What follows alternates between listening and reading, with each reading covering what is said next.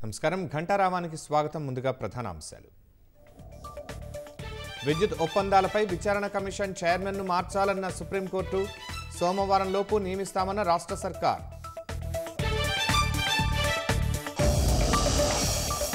విద్యుత్ ఒప్పందాల విచారణ కమిషన్లో అనూహ్య పరిణామం తప్పుకుంటున్నట్లు జస్టిస్ నరసింహారెడ్డి లేఖ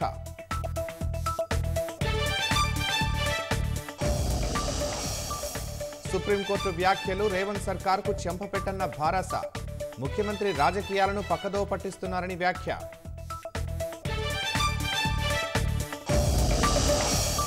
రుణమాఫీకి సర్కార్ నిబంధనలపై భగ్గుమన్న విపక్షాలు షరతులు లేకుండా మాఫీ చేయాలని డిమాండ్